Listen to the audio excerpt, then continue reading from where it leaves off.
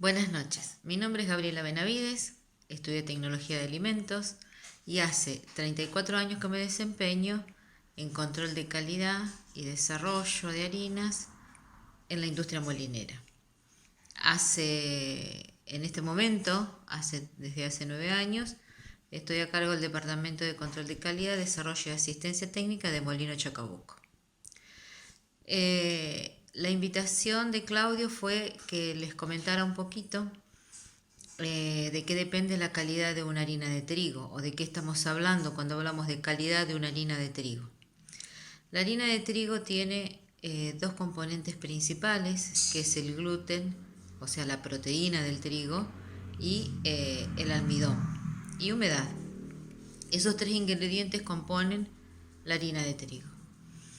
Cuando hablamos de calidad de una harina, yo siempre digo que no es que hay harinas mejores o peores, sino que hay harinas que son más adecuadas o inadecuadas de acuerdo al producto que nosotros queremos elaborar. De aquí que esa característica de que si es más adecuada o no es más adecuada está definida por la característica que va a tener ese gluten y la calidad y cantidad del gluten y respecto al almidón, lo que podemos medir desde el laboratorio es la actividad enzimática. ¿Qué significa todo esto? El trigo tiene proteínas de las cuales tiene una porción del total de las proteínas que contiene el trigo, una porción es insoluble en agua y otra porción es soluble en agua. La mayor concentración o la mayor cantidad está formada por las proteínas que son insolubles en agua, específicamente la glutenina y la gliadina. Estas dos proteínas, en forma conjunta, al agregarle agua y trabajo mecánico como ocurre en el amasado, van a formar lo que se llama gluten, y es la porción de proteína insoluble que tiene el trigo. ¿Por qué es importante? Porque este conjunto de proteínas insolubles, la glutenina y la gliadina, me van a formar una red proteica que me va a sostener a los gránulos de almidón y en conjunto el almidón junto con el gluten me van a formar la estructura de la masa, ¿sí? Yo le agrego agua, le doy trabajo mecánico por el amasado y ahí formo toda la estructura de masa. ¿Por qué es importante el gluten? La cantidad. Cuanto más cantidad tengo, depende del producto que voy a elaborar. Vamos a tomar como base pan, un pan francés común. Yo tengo que tener una estructura de proteína lo suficientemente fuerte para que me retenga esa masa que se formó con el almidón en el amasado, para que me retenga los gases que se producen en la fermentación. Es decir, no solamente tengo que tener una cantidad medianamente normal, estamos hablando de entre 24, 25, 26% en cantidad, sino también es muy importante ver qué calidad tiene ese gluten. Y cuando me refiero a calidad, hay dos aspectos a tener en cuenta. Uno, que el gluten tenga capacidad de liga. No solamente es importante mirar el número de cuánto gluten tengo, sino qué calidad tiene ese gluten, porque a mí no me sirve de nada tener 30-35% de gluten si esa cadena de proteína está dañada por calor o porque la variedad del trigo es así o por alguna causa externa, por un mal almacenamiento de la harina, por lo que fuese, está dañada y no tiene capacidad de liga. Entonces no solamente tenemos que mirar la cantidad de trigo la cantidad de gluten que yo tengo, sino que tenemos que mirar la calidad, que tenga capacidad de ligar. Eso se ve cuando se hacen los análisis en laboratorio en un equipo que se llama Glutomatic. Uno cuando saca el gluten, que lo va a pesar para medir la cantidad, se observa si ese gluten tiene liga o no tiene liga. ¿Cómo lo ven en la amasadora? Ustedes saben lo que es una harina que no toma liga. Esa denominación yo la aprendí de los panaderos, ¿no? Llamarlo de esa manera. cuesta ligar, se corta. Bueno, una de las cosas que puede pasar es porque la proteína esté dañada. Entonces ese gluten no tiene la suficiente capacidad de ligar y armar la estructura. El otro aspecto, teníamos cantidad, teníamos calidad, liga no liga, es la extensibilidad o la reología, el comportamiento reológico que va a tener ese gluten. El comportamiento reológico en un laboratorio de harinas lo medimos a través de dos equipos, se pueden medir, el alveógrafo y el farinógrafo. El alveógrafo es un equipo que trabaja a humedad constante y trata de imitar lo que fuera a ocurrir en un trabajo de panificación, digamos. Hace un amasado, después le insufla esa masa, la estira la masa, le insufla aire, simulando el trabajo que le haría el gas durante la fermentación a esa estructura de masa que yo tengo. Y se grafica el comportamiento que va a tener, ¿no es cierto? El equipo grafica qué pasa con esa estructura de masa a medida que yo le voy insuflando aire, simulando el gas de la levadura, y grafica cómo se comporta.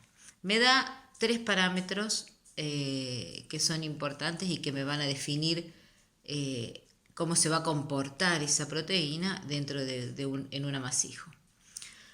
Me va a dar el valor P, que es la tenacidad o fuerza, el valor L, que es la extensibilidad que tiene la masa, y el valor W, que representa la fuerza panadera en su conjunto. ¿Por qué es importante también tener este dato? Porque yo no solamente necesito saber qué cantidad de gluten tengo, si ese gluten tiene capacidad de ligar, que era el segundo aspecto que había mencionado, y el tercer aspecto es cómo se va a comportar en la panificación, si va a ser extensible, si va a ser muy tenaz. Estas 3 cosas yo las voy a ver cuando vaya a hacer el amasijo. Por ejemplo, lo de que si no tiene capacidad de liga, ya lo había mencionado, se ve en la amasadora. Lo que es reología, extensibilidad y tenacidad, ¿cómo lo veo en la panificación? Si yo tengo un gluten que es tenaz, o sea, tengo buena cantidad, el gluten es sano, tiene capacidad de liga, pero es tenaz, es muy tenso. ¿Qué me va a pasar? Si no le doy la cantidad de agua suficiente, si no hago una masa lo suficientemente hidratada, cuando vaya a producirse la fermentación, no va a acompañar a la retención de ese gas, sino que va a generar una fuerza y ¿cómo lo veo yo en la panificación? Es como si el pan le hubiera faltado temperatura en la fermentación, los días de mucho frío, ese pan que queda muy agarrado o agarrotado, le llaman algunos, son términos panaderos, y no le doy la opción de desarrollarse. Entonces, ¿por qué? Porque esa estructura es muy fuerte y muy sostenida, la estructura de gluten que se me formó. Entonces, ¿cómo lo puedo solucionar esto? Agregándole agua. Con agua, siempre el agua ayuda muchísimo. Ustedes saben que quien define la capacidad de absorción de agua de una harina no es el valor de humedad, sino es la cantidad y calidad de gluten que yo tengo. Entonces, como el gluten define la absorción de agua, yo voy a poner, si tengo una harina muy tenaz, con agua lo puedo solucionar. Caso contrario, si yo tengo una característica de harina muy extensible o muy elástica, me va a tomar menos agua y voy a tener que ponerle menos agua para poder panificarla bien. Esto quiere decir que el problema más grave que se puede encontrar en un proceso de panificación no es tanto, hablando de panificaciones estándares, ¿no? No es tanto si el gluten es más extensible o menos extensible, sino el factor principal que no se puede remediar es la capacidad de liga. Si la proteína que yo tengo está dañada y no tiene liga, eso es difícil de reparar. El resto de características, si es más tenaz o menos tenaz, eso sí lo voy a solucionar con el proceso de panificación. Específicamente puede ser bajando un poco el aditivo, dándole más agua. Bueno, espero que haber explicado un poquito cuál es la importancia del gluten en el proceso de panificación. Para cerrar, si nosotros nos referimos qué gluten necesitaríamos para los distintos productos, que es una pregunta que hacen muchos, digamos que para una panificación de harina de pan francés, con una harina 000 normal, un valor de entre 24 y 26% de gluten sano y equilibrado, o sea que no sea ni muy tenaz ni muy extensible, es suficiente. Ahora, si hablamos de producciones donde yo tengo una carga, puede ser un pan dulce, puede ser un pan inglés, o las masas de alta hidratación, hechos con fermentación natural, con masa madre, ahí yo voy a necesitar una cantidad mayor de gluten, porque el esfuerzo que tiene que hacer ese producto para retener el gas es mayor, porque necesito, ya sea en el pan inglés, necesito llegar a mucho volumen, cubrir todos los bordes del molde, y ahí voy a necesitar una buena estructura que me aguante mucha fermentación. Si es un pan dulce, tiene que tener la suficiente fuerza para poder levantar toda la fruta y que no se caiga, que no se corte esa red, que retenga todo el gas, porque si la red es débil, se corta y pierdo el gas que se produjo durante la fermentación. Y en masas hidratadas, lo mismo. Como la absorción de agua la determina el gluten, necesito que tener una cantidad de gluten importante, digamos, arriba, en este caso es arriba de 26%, puede ser 28, 30, estaría mejor, y a su vez que sea sano.